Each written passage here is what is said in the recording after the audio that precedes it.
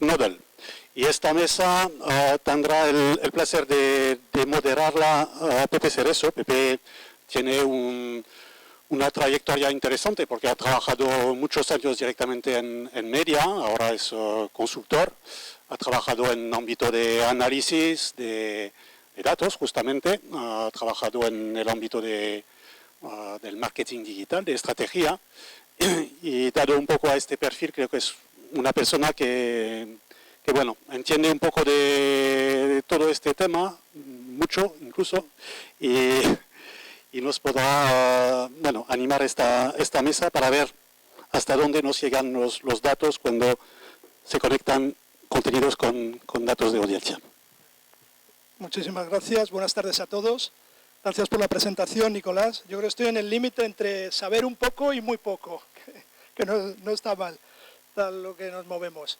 Bueno, queríamos hacer una mesa, y así se lo he pedido a los invitados, que sea lo más dinámica posible, que podamos participar todos. Y nos olvidamos de PowerPoint, y como ha habido poco tiempo para las preguntas anteriormente, pues que podáis participar también. Yo voy a intentar hablar lo menos posible, como ha dicho Nicolás. La mesa tiene el sugerente, largo pero sugerente título de personalizar y guiar, cómo ayudan los datos a conectar la audiencia con el contenido pertinente y dirigir a experiencia de entretenimiento. Creo que la experiencia de entretenimiento y experiencia del consumidor van a ser claves en la mesa, por eso contamos con 4 expertos que vienen de mundos diferentes.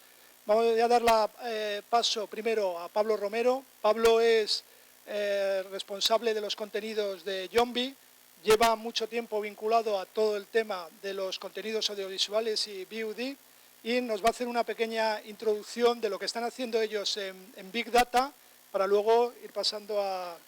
¿Lo has cortado? Hola, buenas tardes. Gracias por invitarme a participar en esta mesa.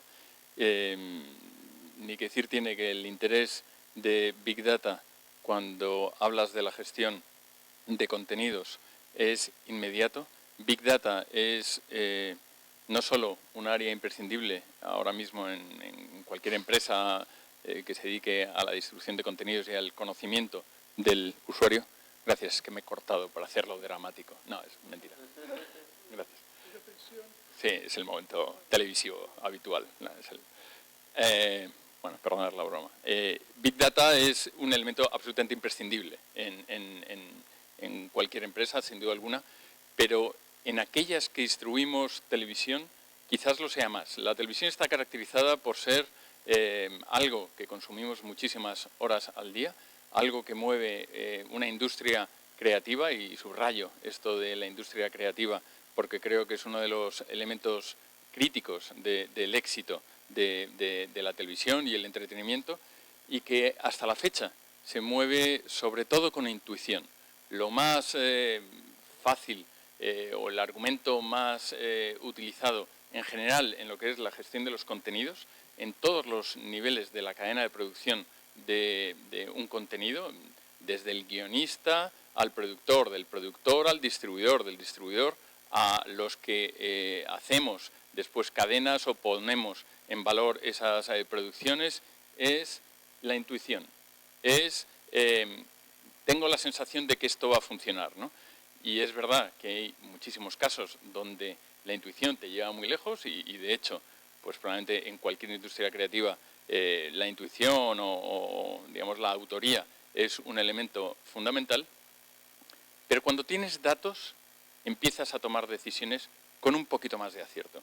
Cualquiera que trabaje en la industria televisiva conocerá que el número de fracasos por temporada es realmente alarmante. Probablemente no hay muchas industrias que se permitan lanzamientos con este nivel de fracasos ya cantados como el de la industria televisiva. Esto ha venido a ser más o menos el contexto en el que se ha desarrollado bueno, pues la tele, ¿no? Hasta que de repente hay unos señores, Netflix pasa a ser ya, yo creo, un genérico, una expresión de referencia de una manera de hacer las cosas diferentes, independientemente de que sea una empresa con nombres y apellidos, cotizando en la bolsa y al margen de ser una cosa muy concreta, viene a representar un espíritu. Es un espíritu de hacer las cosas en televisión de manera diferente. Y estos señores lo primero que han hecho a la hora de construir su modelo de negocio, bueno, vienen del mundo de alquiler de los DVDs y dieron el salto al mundo digital. Aprovechando toda la información que hemos visto anteriormente, empezaron a conocer mejor cuál era su mercado, ¿no? Y cuando han dado el salto al servicio de distribución de contenidos de catálogo en redes de banda ancha, en operadores, han ido haciendo acopio de muchos datos. Y cuando ellos explican cómo gestionan los datos, lo utilizan en dos referencias de manera mucho más precisa. Primero,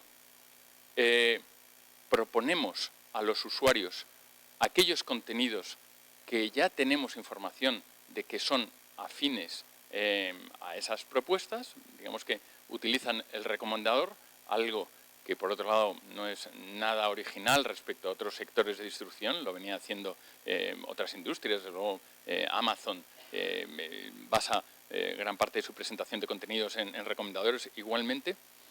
Eso vale, pues más o menos comprensible. Pero lo que ha llamado la atención a la industria, sobre todo a los productores de series, es que han utilizado la información sobre los consumos para hacer encargos de producciones siguientes. De hecho, el caso de House of Cards, que es una de sus primeras incursiones en producción original, venía avalado por un estudio bastante detallado de cuáles eran los componentes que hacían un éxito en el modelo de Netflix. Analizado el cast, decir que Kevin Spacey, bueno, pues puede tener éxito, es casi una obviedad, pero había que hacerlo. Un drama, había que hacerlo. Político, había que hacerlo. Bueno, pues cogieron 4 o 5 elementos para hacer, como quien dice, el retrato robot de lo que era una serie de éxito. Lo hicieron, se lo dieron a un excelente director y lanzaron su primera producción original, House of Cards, un éxito sin duda alguna en su modelo y lo que es en la televisión en general, ganador de Emmys y demás, ¿no? Bueno, ahí hay un caso muy concreto de utilización de Big Data en la industria de distribución de contenidos y una gran lección que todos aprendimos. Pepe, me pediste, oye, algún caso, algo que vosotros estéis haciendo. Bueno, este es el caso, yo creo que más o menos paradigmático de la industria ahora mismo de televisión, de contenidos online, pero nosotros hemos hecho algo más modesto, teniendo en cuenta los datos de consumos de Yombi. Yombi lleva aproximadamente 2 o 3 años distribuyéndose en el mercado. Ya tenemos cerca de 600.000 usuarios al mes, es decir, 600.000 usuarios que cada mes entran a solicitar algún contenido de nuestro repertorio, y en el último año hemos acumulado aproximadamente 45 millones de descargas, 45 millones de puntos de información sobre clientes, producto, tiempo de consumo de producto, y si esos clientes y ese producto lo tienes bien identificado con las etiquetas correspondientes para crear de alguna manera un retrato robot, puedes hacer un uso de esa información de tal manera que las siguientes propuestas sean más afines. Eso es lo que hemos hecho. Tenemos un recomendador, un aliado, se llama Genie. Genie es la inteligencia que utiliza Yombi para deconstruir los gustos de nuestros abonados en función de unos patrones de consumo, y a este fabricante de este motor le dimos todos los datos de consumo que habíamos tenido el último año en Yombi para elegir un listado de películas que teníamos que comprarle a Warner. Bueno, pues le dimos todos los consumos en el último año de nuestros clientes, se lo enviamos a Tel Aviv y a las 3 semanas nos devolvió un listado diciendo: Pablo, lo que hemos hecho ha sido analizar el box office de España, analizar el box office de Estados Unidos, analizar los consumos de televisión, de cine y series en España y analizar los consumos de Yombi. Y hemos sacado una curva característica, un patrón de consumo diferente de Yombi respecto a la tele, de Yombi respecto al mercado español, al box office del mercado español, y de Yombi respecto al mercado americano. Para hacer, bueno, pues chascarrillo, una anécdota. En España funciona un 18% mejor las películas de terror que en el box office americano. Teniendo en cuenta que Warner pone los precios respecto al mercado americano en gran parte, si nosotros vemos cuál es ese sesgo en el mercado español, estamos sacando un beneficio muy interesante a la hora de adquirir los productos, porque claramente estaremos comprando producto más afín a un precio inferior. A ver, todo esto, he querido ser terriblemente práctico a la hora de decir Big Data. Big Data para nosotros es una cosa muy concreta, no es solo un conocimiento abstracto de los clientes, un conocimiento abstracto de los contenidos, es una herramienta que nos permite tomar decisiones mejor. Y creo que eso es bueno, pues estamos al principio de todo esto, estamos desde luego al principio de Yombi, de la era de distribución de contenidos televisivos a través de redes de banda ancha, pero que desde luego nos va a dar muchísimo recorrido y bueno, y veremos hasta dónde nos lleva. Y esta era mi pequeña historia. Quería hacer... Sí. Una breve pregunta, que tiene que ver con la introducción que has hecho y con el tema de la creatividad, ¿no? Hay un debate, por ejemplo, entre HBO, ¿no?, David Simon, de cómo afecta o cómo puede afectar el Big Data a la creatividad, ¿no? Eso que decías tú de Netflix, si el futuro de las series, el futuro de las películas va a depender mucho de lo que nos diga el Big Data más que la creatividad en sí mismo. No, yo sin duda alguna apuesto por los autores, por la creatividad y por la irrupción de nuevas ideas, sin ninguna duda. Dicho esto, David Simon efectivamente tiene una carrera a sus espaldas con series que le avala probablemente cualquier propuesta que ponga después encima de la mesa de cualquier productor americano. Dicho esto, no quita para que con datos puedas orientar mucho mejor tus propuestas, ¿no? Entonces yo lo que creo es que va a haber una complementariedad, no es que de repente nos abandonemos única y exclusivamente al tema de los datos, pero que va a ser una complementariedad y que vamos a empezar a tener referencias a la hora de poner mucho dinero en producciones con argumentos un poquito más sólidos de lo que teníamos anteriormente. Perfecto. Pues damos paso a Juan José Delgado, aquí a mi izquierda, es Senior Marketing Manager de ONO.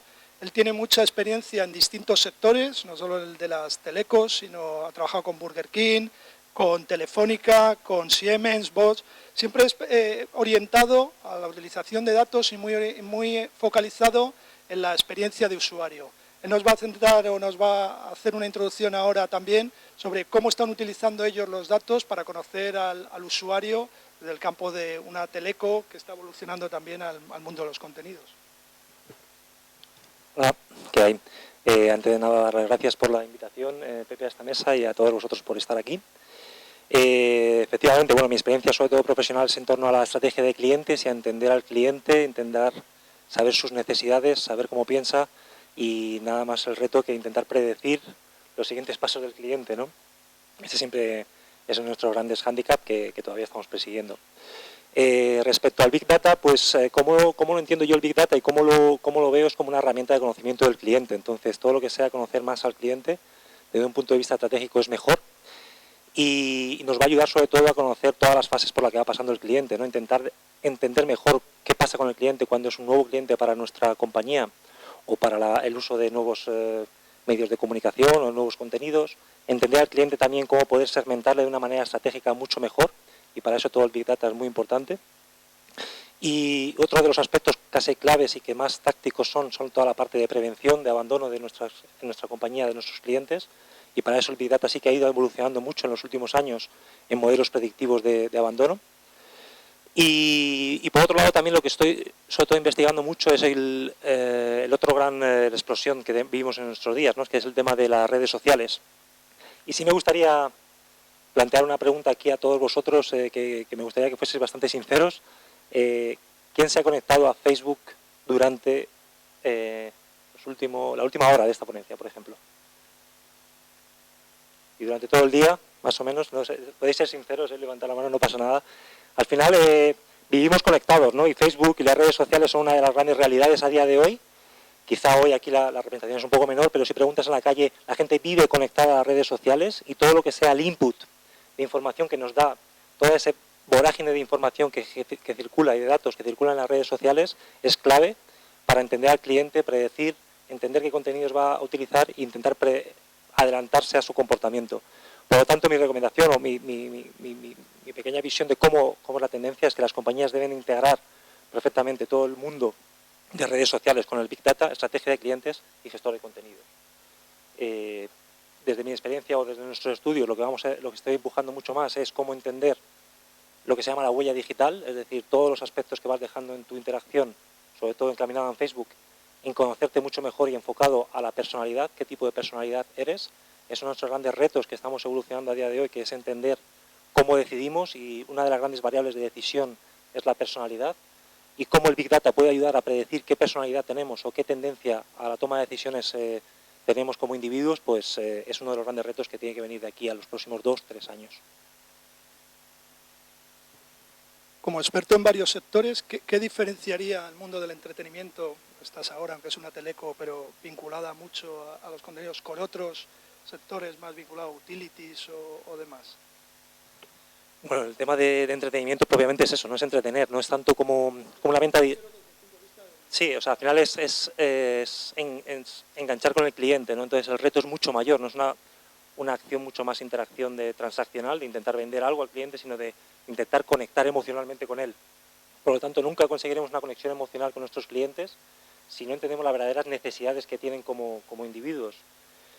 Cuando compramos un producto o servicio ya sabemos que no solamente tenemos una decisión racional acerca de los atributos que nos presentan, sino hay mucho más, una capa por encima, que es toda la conexión emocional y todos los atributos no físicos o no funcionales que nos transmite. Y en el caso del entretenimiento, pues va mucho de eso, ¿no? Es de enganchar emocionalmente con el cliente, y eso sí que es diferente a otras industrias que quizá no tanto. Perfecto. Gracias por la brevedad. Seguimos para luego dar pie a preguntas. Ahora damos paso a Arturo Guillén. Arturo es vicepresidente de Europa de Rentrack. Rentrack es una empresa de analítica y medición, tanto off, cines, etcétera, como on. Él tiene mucha experiencia también en el mundo de la emprendeduría. O sea, ha creado y ha participado en empresa la creación de startups.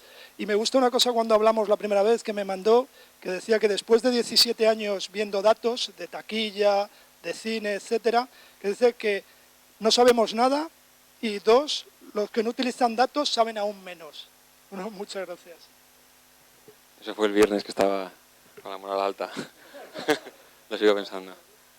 Y hoy, que es martes, sigo con la moral muy alta, porque al hilo de lo que comentáis vosotros de Netflix y cómo utilizaba los datos para encontrar un caso de éxito en House of Cards, los datos que utiliza Netflix son datos Rentrack, por lo tanto la clave del éxito es Rentrack. A ver, yo vengo a contaros un poco de manera muy rápida, ¿no? Para que establecer un debate lo que entendemos en Rentrack como Big Data y cómo lo utilizamos, ¿no? El Big Data, la gran base de datos, es algo que está y está desde hace mucho tiempo. Lo que aporta valor a esos datos son herramientas o mecanismos que les otorga o los convierte en información, ¿vale? Pero datos existen y muchísimos, y cada vez más. Lo que pasa es que no somos capaces muchas veces de administrarlos. En Rentrack lo que intentamos es capturar todas esas pequeñas piezas de datos y convertirlos en información que después generan conocimiento. Pero son muchísimos datos pequeños. Rápidamente, para que no nos conozcáis, Rentrack es una empresa americana cotizada que tiene una misión muy sencilla, y yo creo que tiene mucho sentido, más me vale, que es medir el consumo audiovisual independientemente de la ventana. Es decir, un contenido, ya lo veas en un cine, en DVD, aunque cada vez sea menos, en VOD, en lineal o en un móvil o en un contenido bajo demanda, nosotros lo medimos y a partir de esa medición sacamos todo tipo de conclusiones, de analíticas, le damos al proveedor cómo está funcionando, al operador dónde funciona mejor. En cine, los productores nos llaman el viernes por la noche para saber cómo están yendo sus películas, y si entran mal, pues ya tienen mala solución, pero al final son datos en tiempo real que generan, creemos, una ventaja competitiva. Hay una parte interesante que quería comentar con vosotros, que es un acuerdo que se firmó hace poco con CBS, que es el primer acuerdo de este tipo que se firma con una cadena nacional americana, que más o menos lo que viene a hacer es a conectar el impacto o la exposición a un contenido audiovisual con la compra de un producto posterior, ¿vale? De tal manera que podemos saber si a una persona X ha visto este contenido que tiene una marca sentada en el mismo o un branded content y después lo compra, que sepamos que eso ha pasado. En virtud de un acuerdo que tenemos hace unos años con Canal Plus, a través del cual medimos sus consumos de VOD, hay varias piezas que comparto con vosotros, porque nos hemos dado cuenta que el VOD en España todavía es hasta cierto punto un misterio, ¿no? Supongo que sabéis la mayoría, ¿no? Que se divide en tres partes el VOD, el free, que es gratuito, free VOD, el suscripcional, que es contenidos premium con tarifas planas, y el transaccional, que son contenidos premium que se pagan por visionado, pues un partido de fútbol o un combate o una película que se acaba de estrenar. En función de cada uno de esos tres, los parámetros de consumo son completamente distintos, ¿vale? El 78% de las transacciones, de los consumos, de los plays, responde a free VOD, el 19% a suscripcional y solamente un 3% al transaccional. Estados Unidos, sí. Aquí free tal cual, no sé si existe. Hablamos de Estados Unidos, sí. Esta proporción no se corresponde con el tiempo de consumo, el time spent. Es decir, los contenidos gratuitos, aunque generan más plays, el tiempo medio es inferior y por lo tanto el total de minutos es menos, ¿vale? Y sería 61% el free, 28% el suscripcional y un 11% el transaccional. El que más es el transaccional, porque cada vez que alguien paga por un contenido, lo ve entero, aunque estoy usando más o menos. Otro dato importante que compartir con vosotros y por el cual pensamos que el VOD tiene muchísima capacidad de crecimiento. En Estados Unidos, el 70% de los consumos se producen a partir del tercer día de su emisión en abierto. El 70% de los consumos. ¿Por qué medimos a partir del tercer día? Porque el modelo de medición tradicional que hay en Estados Unidos computa los consumos de los 3 primeros días. A partir de ahí son como si no existiesen, son consumos que no se monetizan, ¿vale? Y creemos que tiene todo el sentido el que el VOD, ¿no? Que hace perder, hace que la inmediatez pierda importancia, ¿no? Y que sea el usuario el que decida cuándo, cómo y dónde. Y para terminar, para que así podamos hablar más cosas, contaros dos casos claros que diferencian los consumos lineales de los consumos VOD, ¿vale? Se han dado casos como Homeland, que se estrenó en televisión en abierto en 4, ¿no? Antes estaba en Canal Plus, que no tuvo el resultado que se esperaba. Había varios artículos que leí, que había entrado tibio o algo así. En VOD fue un tremendo éxito y era la serie que más transacciones generaba por capítulo. Wheel of Tamara lo mismo, colocó al canal Cosmopolitan, que era el número 38 en el ranking de canales de Yombi, en el número 8 y fue el tercer contenido más visto, mientras que en televisión lineal pues también se consideró que había sido un fracaso. Por lo tanto, vemos que se puede ver que hay maneras nuevas de consumir que también deberían computar y se deberían monetizar y que a día de hoy, pues por circunstancias, no se hace y al final perdemos todos. Yo creo que ya está ahí porque me puedo enrollar 2 horas. Vamos bien. Pasamos a Felipe García, que es presidente de Knowledge Foundation y CEO de Knowledge Media Group. Es una spin-off especializada en segundas pantallas inteligentes, interactiva y social, ¿no? Vosotros tenéis una aplicación, yo creo que lo mejor es que lo cuentes tú porque es complejo. Gracias a todos.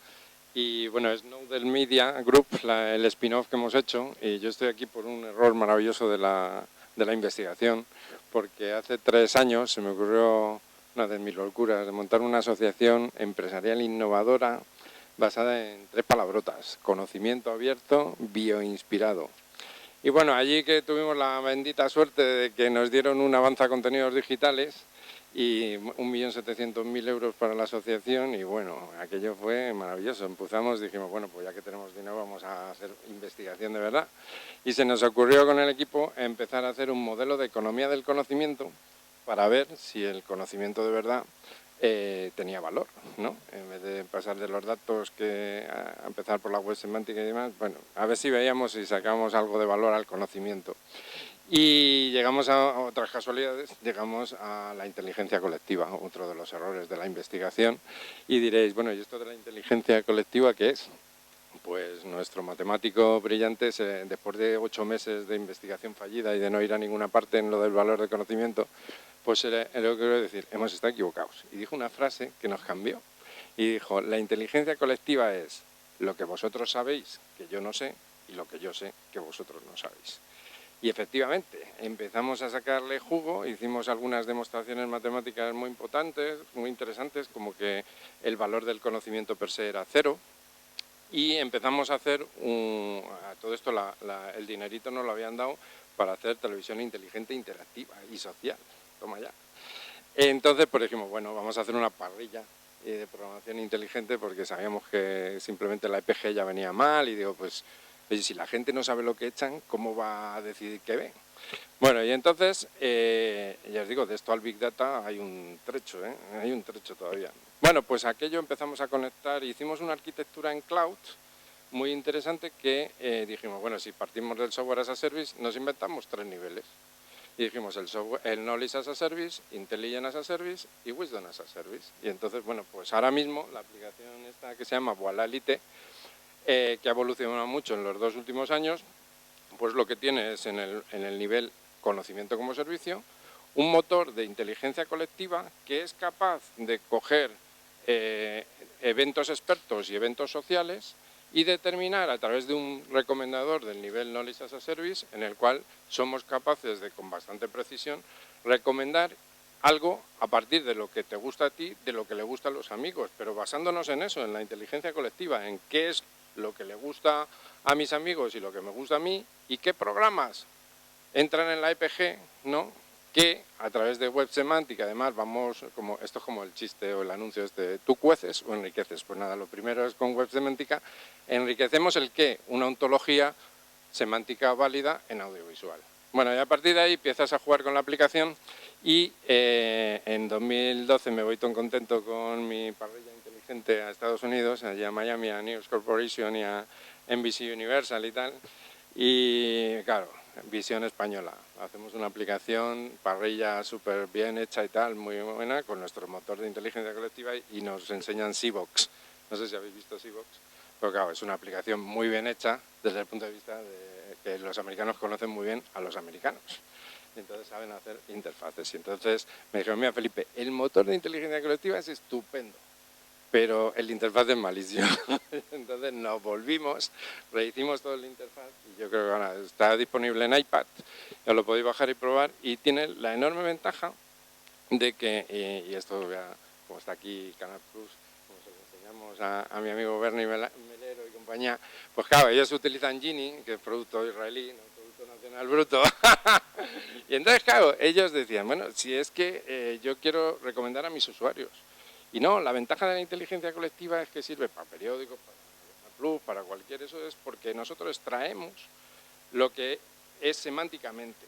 Y a partir de ahí, si, por ejemplo, Elías, que no está en Canal Plus, pues claro, si yo quiero compartir con él y él quiere compartir conmigo las interacciones de nuestra aplicación, pues claro, se tendrá que dar de alta en Canal Plus para que podamos interactuar. Entonces, eso es la gran ventaja, y es que no es solo para los usuarios de un periódico, de un canal de televisión, es para captar usuarios que no saben que la programación de Canal Plus y tus amigos en Canal Plus o en lo otro o en el periódico, que claro, es para nosotros mucho más fácil semantizar periódicos que audiovisual, ¿no?, que es más complejo. Y entonces nos dimos cuenta, y ya termino para luego seguir, que por ejemplo, si íbamos a la parte de robots semánticos, yo no sé si os gusta, a ver, ¿quién les gusta CSI? A ver, CSI, ¿quién les gusta? Vale. Y ahora, ¿quién les gusta Castle? Vaya, entonces no vale, algo un poco de diversidad, ¿no? Bueno, pues resulta que si hacíamos caso al experto y hacíamos los robots de IMDb y todas las webs expertas en series, pues resulta que Castle y CSI son iguales. Y no, nos dimos cuenta al meter en las redes sociales que hay un tag relevante en Castle que es romántico, porque parece ser que hay una affair entre el escritor y la poli, ahí romántico en cada temporada, que si se casan, que si no se casan. Bueno, pues la palabra romántico, el tag romántico, empieza a coger relevancia, de tal forma que unas series que aparentemente eran iguales, cuando metemos eventos sociales, dejan de ser iguales. Y ya os digo, ahora el gran paso, y eso lo cuento al final, es que gracias a que yo sé que este señor es romántico y Elías es aventurero, o lo es, a este señor le recomiendo Viajes Románticos y a Elías le recomiendo Viajes Aventureros. Y esa es, digamos, la evolución, porque hemos llegado al final a un Big Data y como algunas características del algoritmo de inteligencia colectiva hacen que tenga memoria, resulta que no tenemos que estar haciendo Business Analytics ni Business Intelligence, sino que cada evento nuevo ya está semánticamente almacenado en nuestro sistema y ya solo me interesa el evento social o el evento creativo nuevo que entra en la aplicación, ¿no? Entonces, bueno, eso es, ya os digo, el valor nuestro es el de la inteligencia colectiva y que de casualidad acabamos en el Big Data. Muy bien. Eso explicaría, ¿no?, por qué Netflix tiene 70 y pico mil tags diferentes para clasificar todas sus películas, por esos pequeños detalles que identifica la inteligencia. Eso es. Muy bien. Yo, para abrir y daros paso enseguida, sí quería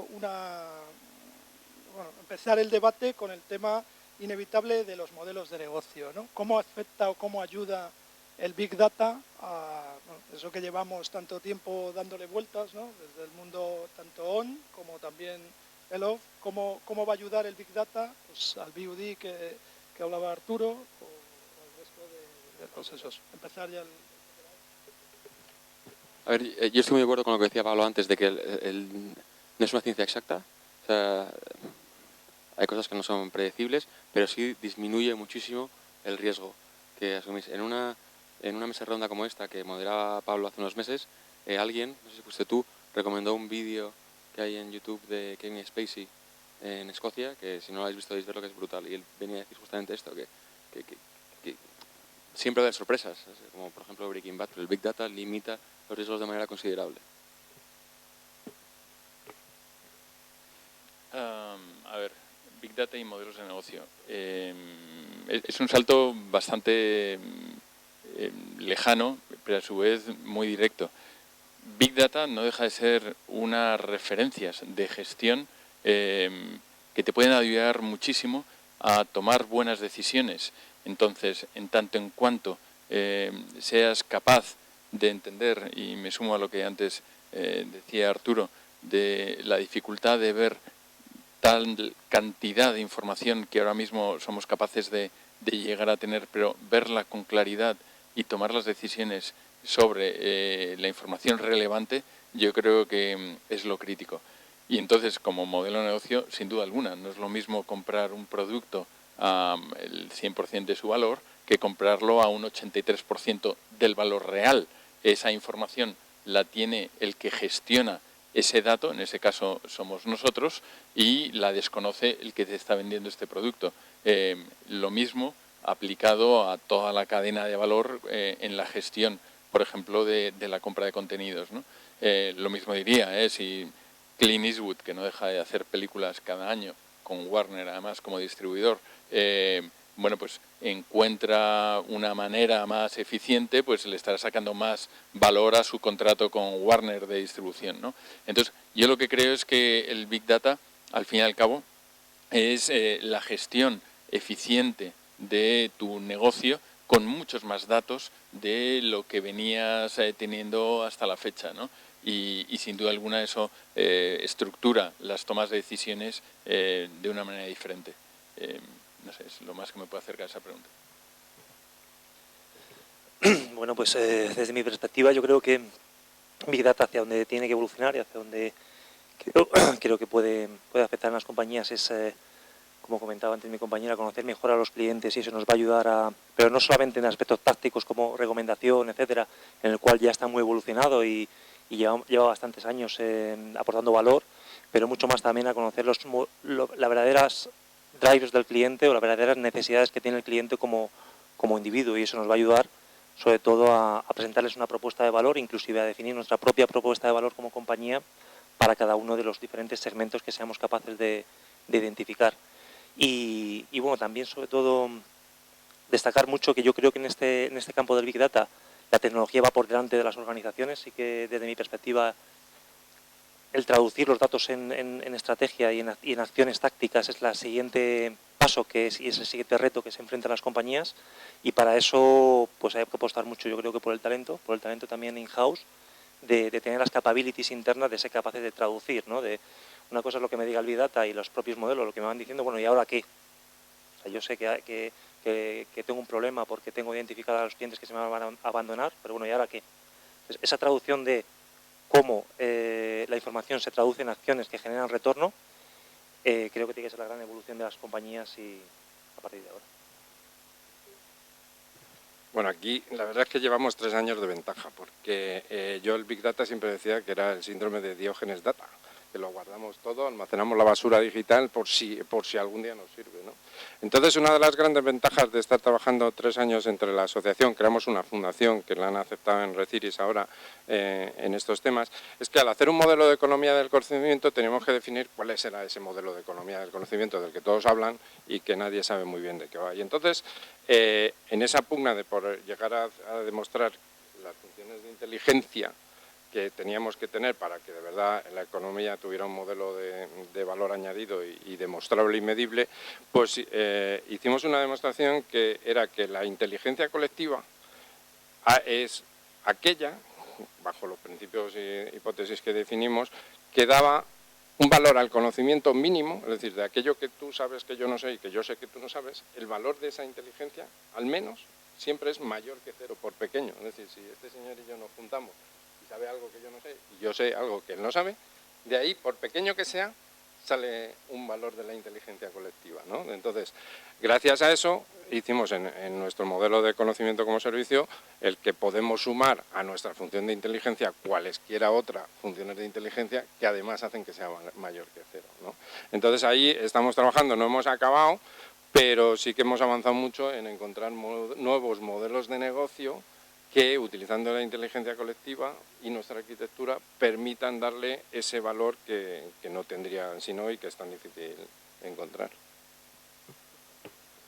Pues damos paso ya también al público que quiera hacer una pregunta, que lleváis toda la tarde sin poder hacer preguntas. Creo que es el momento de lanzaros ahora todos a preguntar.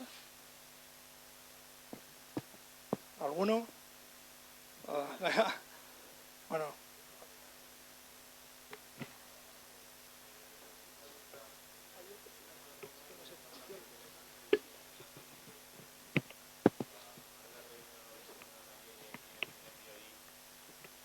Y en BioD había funcionado bien.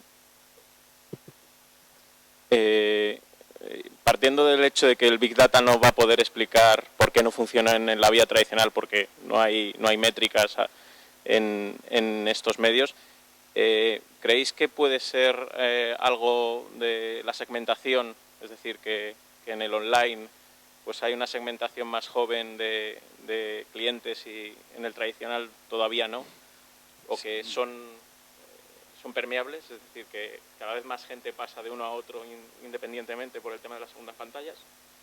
Sí, hay mucho de eso. Yo tengo que reconocer que me encuentro bastante incómodo con esto del Big Data. Es decir, porque una cosa es la métrica, otra cosa es la segmentación, otra cosa son los usos aplicados de la información a una cosa y a otra. Pero bueno, como esto de Big Data pues es exacto, es un poco resbaladizo. Pero bueno, muchos temas que ha comentado Arturo. La industria de televisión está mal retratada en España. Punto, pelota. O sea, es así. Y hemos vivido en la ficción de los datos que estaba arrojando un instituto de investigación, Kantar, antes Sofres, con unos sesgos de investigación y metodología de tal calibre que está distorsionando, en mi opinión, el resultado real de el valor de los productos. Bueno, esto que acabo de decir aquí en 2 minutos es un escándalo. Es un escándalo. Es decir, y entonces lo que dices es, pero vamos a ver, una industria que mueve tanta pasta como la televisiva, el mercado publicitario, ¿cuánto mueve el sector de la televisión? Lo que sea, hay gente que sabe más de esto que yo, más del 60, 70, 80%, venga, fenomenal.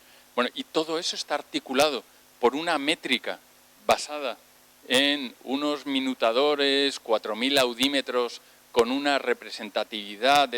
Entonces, cuando empiezas a hurgar un poquito, dices, ah, muy bien, la gente, vamos a medir la televisión solo en los hogares.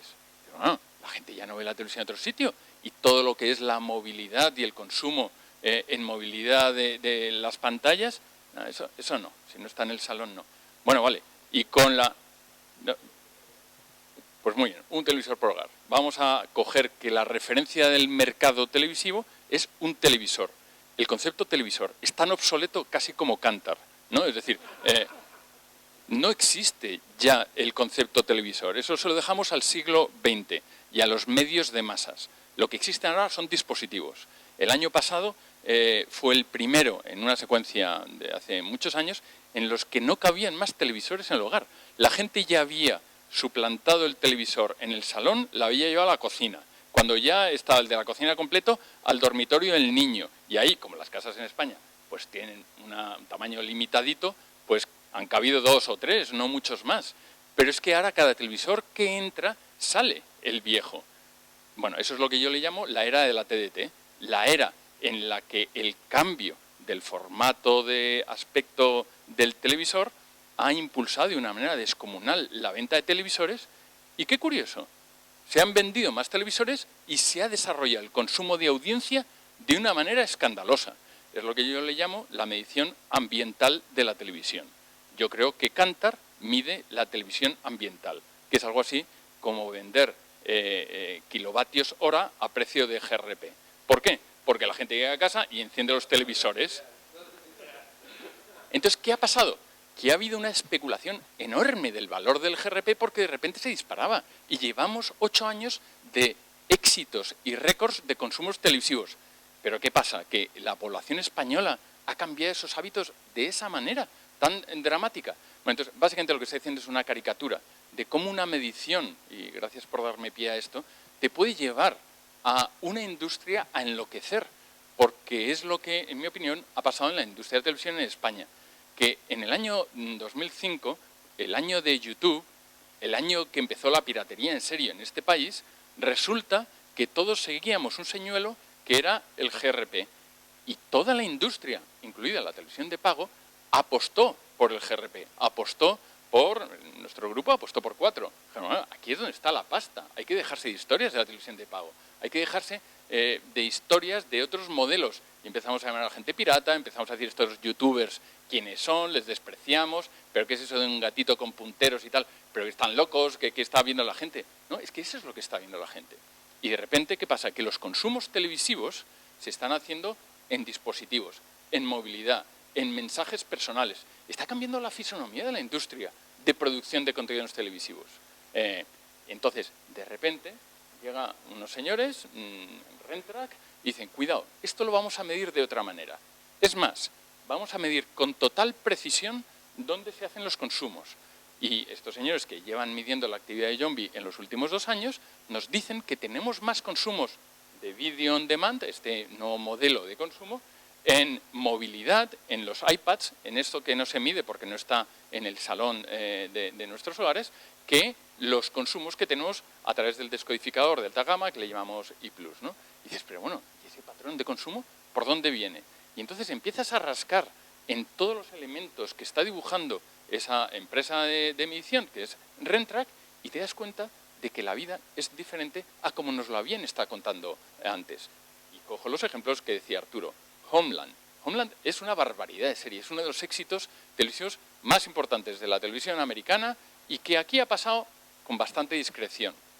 Sin embargo, en Video on Demand ha sido un éxito rotundo. Y entonces dices, pero bueno, yo que soy el que acabo pagando a Fox por distribuir Homeland o a otra cadena por distribuir otro producto, ¿voy a penalizar a Fox en función de unos datos? Lo que quiero decir con todo esto es que el tener más datos, y ahora sí que lo empalmo con Big Data y acabo esta presentación, el tener más datos, el tener los datos con precisión, el ser capaces de gestionar unidad a unidad, como es un programa de Video on Demand, el saber qué tipo de perfil de usuario está consumiendo ese producto, te da tanta información que estamos cambiando la industria de la televisión. La estamos cambiando, literalmente. Estamos empezando a dar valor a unos productos que hasta ahora no han sido relevantes. Estamos empezando a colocar el valor de otros productos que estaban overpriced completamente en su referencia justa. ¿Y qué ocurre? Que Big Data, no sé muy bien qué tal, lo que está haciendo es ajustar el valor de las cosas y asentarse sobre un mercado real. Y me encanta esto de la inteligencia colectiva y los datos de unos y de otros porque suman. Si las cosas son reales, oye, llegaremos más lejos. No hay nada peor que las inflaciones y que las burbujas, de verdad, porque lo único que producen son auténticos monstruos, ¿no? Que después son imparables y vaya por Dios, se nos han apagado 9 canales de la TDT. Vaya por Dios, vaya. Es que a ver si ahí no hay... Es que después de hablar Pablo, a ver qué... Menudo marrón. Es como cuando un torero corta... Cuando un torero corta las orejas y te salir tú después, es una faena porque hagas lo que hagas no vas a quedar bien. No. A ver, que yo cojo el envite siempre. Hay una cuestión filosófica, ¿no? Que dice que si alguien dice algo en un bosque y no le escucha a nadie, realmente ha sucedido. Sir Ken Robinson, que es un crack, dijo, si un hombre dice algo y no le escucha a ninguna mujer, sigue estando equivocado. En el mundo de visual es un poco por el estilo. Es decir, si tú has consumido algo y no lo ha medido nadie, ¿lo has consumido realmente? Pues la respuesta es no. Y perdemos todos. Y en cuanto al número de dispositivos que comentábamos antes, pensar que hemos pasado de 4.000 o 5.000 o 10.000 o que sean a más de 500.000, bastantes más de 500.000, de los que podemos medir consumos reales, no estadísticos, no estimaciones, no elucubraciones, consumos reales, que indican la hora, el lugar, absolutamente todo. Yo perdón, antes de que pase el micro por aquí delante, y también estuve en el Estudio General de Medios, una de las cosas, bueno, Carlos está ahí y está presente ahora. Una de las cosas que me llamó la atención cuando estuve en el Estudio General de Medios representando al sector televisivo es que el Estudio General de Medios empieza a partir de ¿qué años? Son 12, 14 años. Pero vamos a ver que el Estudio General de Medios de este país menosprecia de 14 para abajo cualquier producto de comunicación.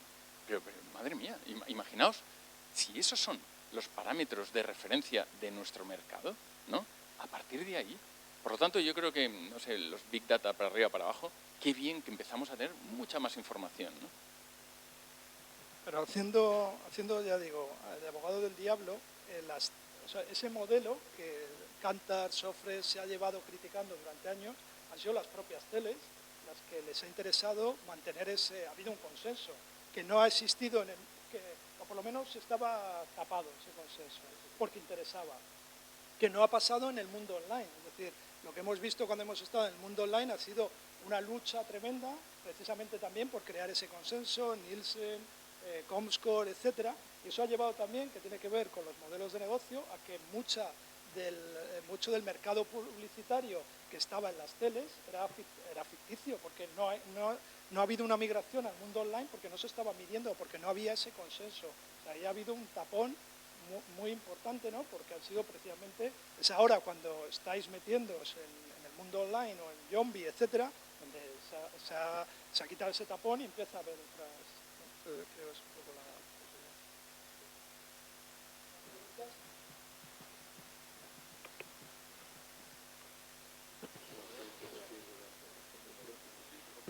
Vamos, es una... Hola. Nada, es una reflexión muy corta, lo que habéis dicho, efectivamente, que la tecnología está por delante y todo esto del tema de las audiencias, que yo creo que es conocido por los que hemos trabajado con media, es algo conocido desde hace tiempo, ¿no? Y la tecnología pues posibilitaría hacer estas cosas, ¿no? De forma pues mucho más fiable, ¿no? Y recoger más datos, o sea, la tecnología lo permite. La pregunta es simplemente sobre el tema de Netflix, que habéis comentado. ¿Cómo estáis preparando, sobre todo John Biono, la llegada de Netflix a $10 o $9 o 9 euros, no sé qué precio pondrán, porque va a ser una competencia, entonces simplemente conocer si tenéis alguna estrategia.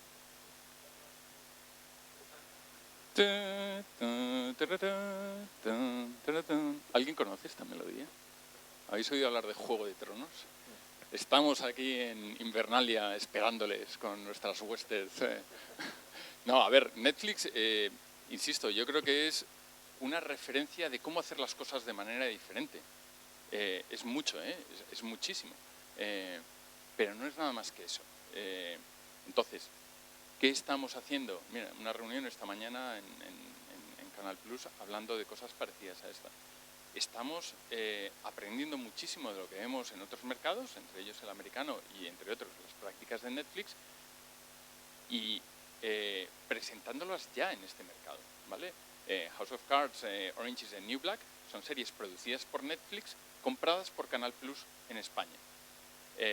Si hay algo que hemos aprendido en estos 2 últimos años es que los estrenos se tienen que hacer al día siguiente del estreno en Estados Unidos.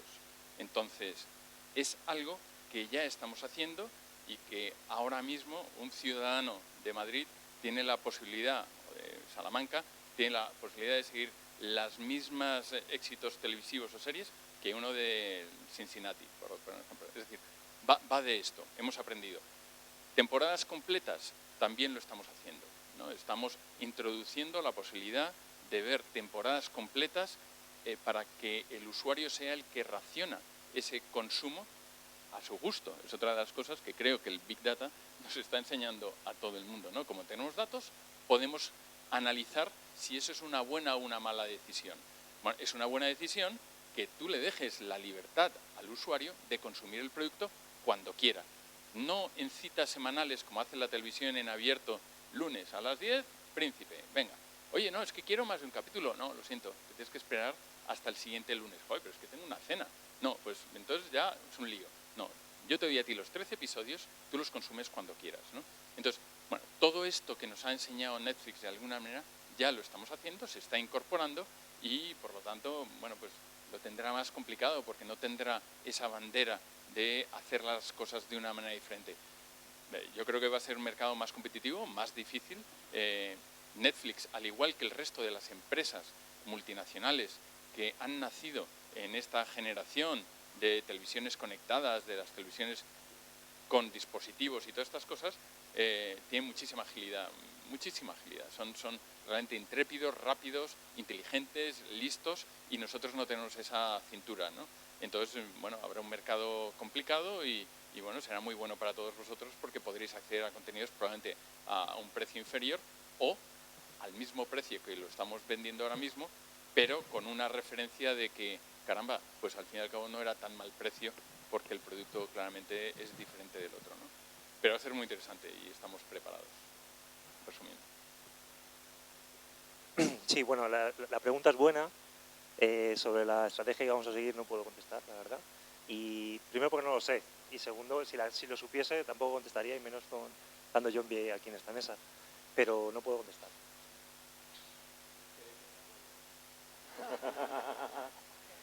Había otra pregunta.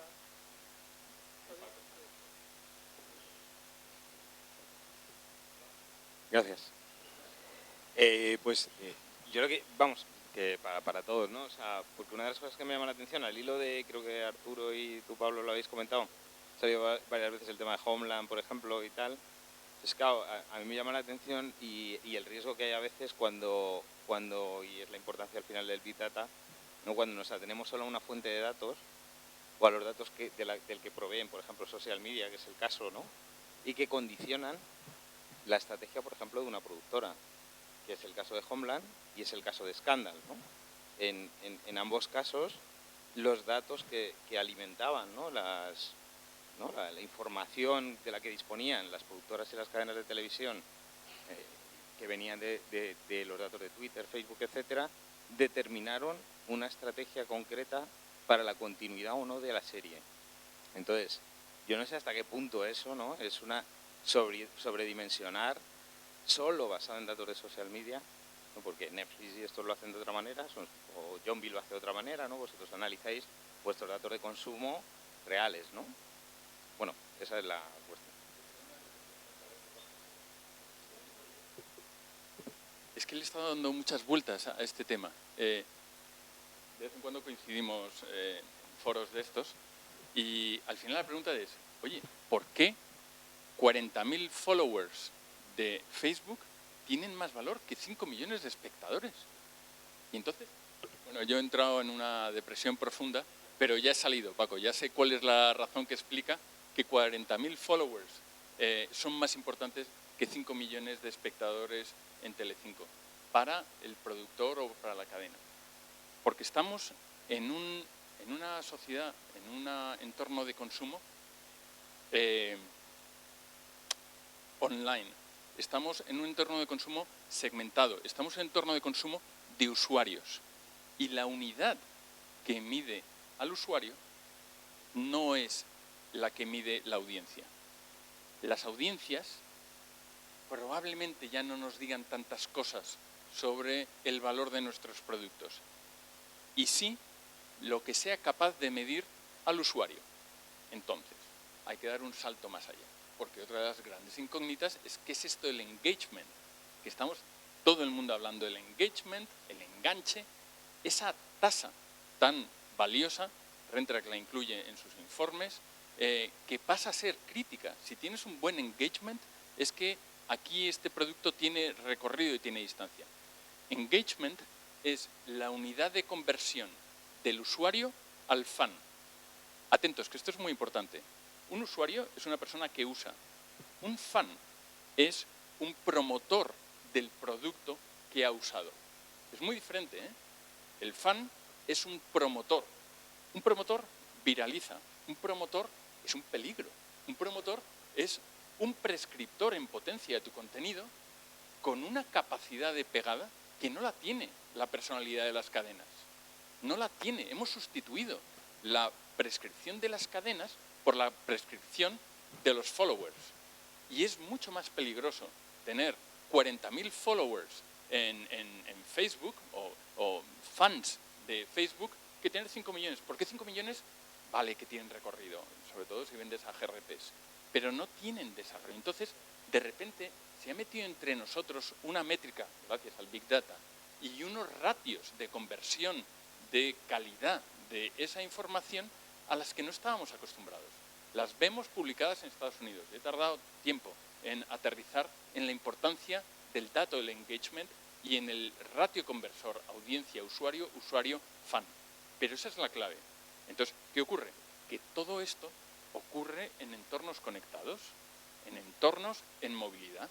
Un follower, un fan, antes hacías esa prospección aquí, es capaz de viralizar el éxito de esta convocatoria a una velocidad que probablemente un artículo de El País, por decir un periódico de tirada nacional, no tendría. No va a llegar a la gente que toma decisiones.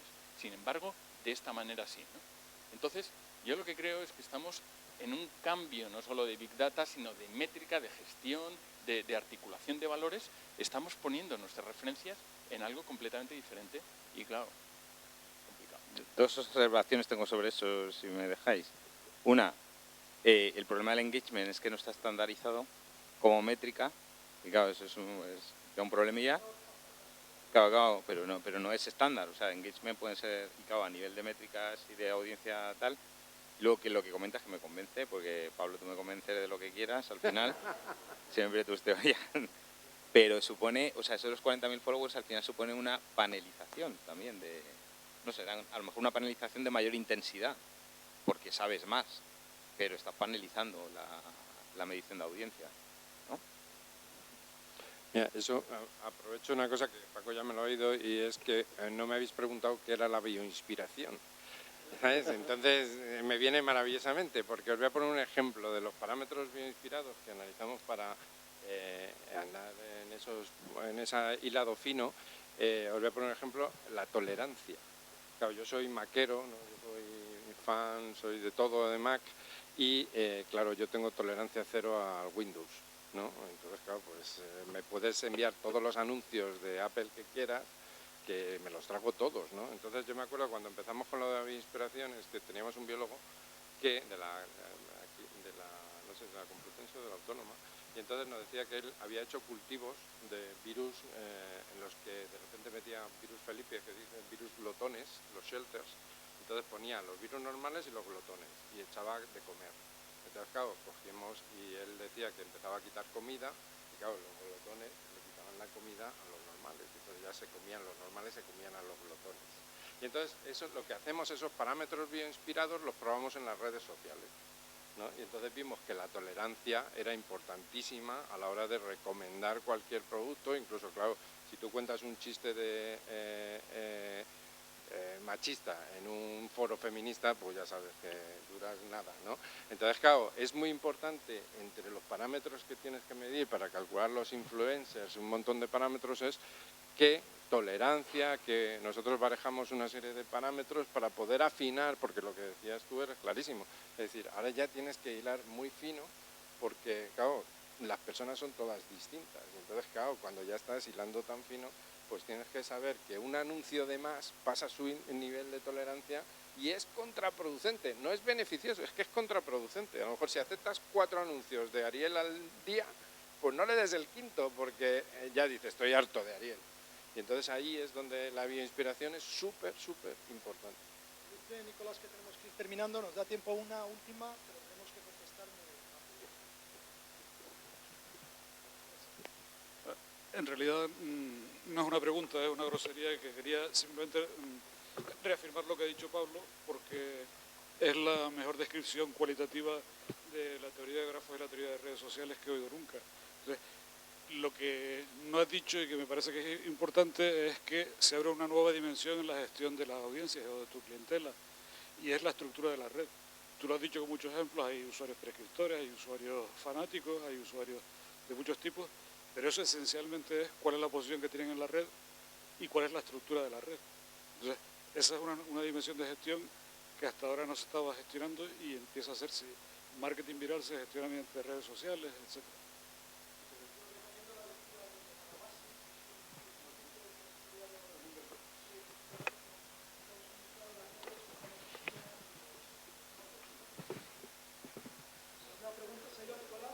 Se ha ido Nicolás hasta que venga.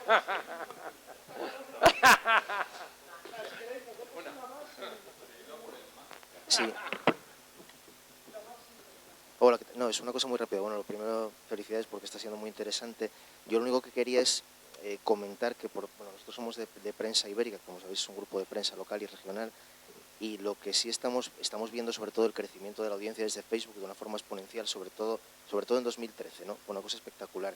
Pero sí vemos también que, bueno, que precisamente lo que estáis comentando, ¿no? Todo este tipo de cosas, sobre todo organizaciones que no tienen grandes recursos para invertir en personal y demás, por ejemplo, todo el mundo tenemos ya a gente que se dedica a temas de SEO, que principalmente es Google, ¿no? Hay miles de expertos, miles de publicaciones.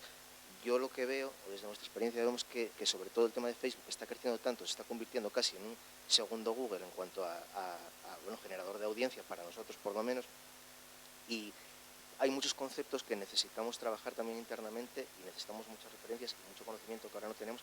Por ejemplo, con los temas que comentáis, nosotros podemos ver que tenemos 150.000 fans en Facebook y pensar que esos son esos fans que valen más que tal, pero realmente que generen engagement pueden ser solamente 1.000 o 500 o 17. Y eso son cosas que a veces, pues sobre todo porque, y yo creo que es un tema muy, muy interesante y que es un tema que tendremos que tratar mucho en el sector, Facebook es mucho más desconocido, sus algoritmos, cómo funciona, es mucho más desconocido, por lo menos para nosotros, que Google. Y realmente hay mucho que todavía no sabemos. Podemos tener 100.000 usuarios y que una de nuestras publicaciones solo se les muestre a 1.500, por ejemplo. Muchas cuestiones que, bueno, simplemente yo lo comento porque hablamos de redes sociales, hablamos de followers, hablamos de fans, y ahí hay mucho más todavía, mucho Big Data o como lo queramos llamar, que tenemos que analizar, porque si no podemos tomar decisiones equivocadas también con muchas cosas de las que hacemos, y a nosotros nos ha pasado el año pasado, y luego te pones a analizar los datos en los insights simplemente de Facebook, sin necesidades de grandes herramientas, y ves cosas que no te cuadran y cosas muy, muy, muy llamativas, ¿no? ¿A cuánta gente llegas realmente de tus fans? ¿A cuánta gente de tus no fans llegas por cuestiones de viralidad? En fin, bueno, pues simplemente que quería... Son interesantes. Sí, agradeceros la pregunta de antes y la de ahora, o la observación de antes y la de ahora. La verdad es que la conversación ha derivado a temas de Facebook, lo cual me congratula, porque ahí es donde hemos ido impulsando todos los estudios desde mi parte. Y totalmente de acuerdo contigo, ¿no? O sea, al final el Facebook no es más que un reflejo de cómo somos y la personalidad que tenemos, y de ahí hila mucho en intentar conocer esos followers, ¿no? Intentar ver cómo se produce ese engagement e intentar entender cuáles son los grandes drivers de ellos. Nosotros hemos investigado mucho acerca de todo eso y las conclusiones son largas, ¿no? Pero una de las cosas que más hay que entender es cómo traducir esos followers en engagement, hay uno de los grandes drivers que es que la gente utiliza sobre todo Facebook para llamar la atención, y esos son los grandes drivers que tenemos que pensar como compañía. Somos capaces de utilizar nuestro contenido o nuestra propuesta de valor como una herramienta para que nuestros fans lo utilicen como una captación de atención hacia sus seguidores. Y el otro gran driver de otra personalidad, otro perfil de la personalidad que tenemos definida, ya no es tanto captar la atención de los demás, sino captar la admiración de los demás. Entonces, planteémonos si nuestra propuesta de valor o nuestras herramientas tácticas de generación de engagement realmente van enfocadas a estas dos grandes drivers, porque son los que, primero, identifican claramente las personalidades que son más afines de ser nuestros apóstoles, y segundo, nos van a hacer explotar esa engagement que tenemos con nuestros fans, ¿no? Entonces, bueno, también os animo a que profundicéis en todos los estudios que tengo online, donde definimos los 8 perfiles, cómo hacer el engage, cómo Facebook realmente, y el análisis del Big Data del Facebook nos puede dar las claves para hacernos con el consumidor digital. Pues muy interesante, podríamos seguir seguro otra hora, pero creo que Nicolás no me mira con cara de... Así que Felipe, Juanjo, Arturo y Pablo, muchísimas gracias, ha sido un placer, creo que seguro que en las redes podremos seguir el debate. Gracias a todos.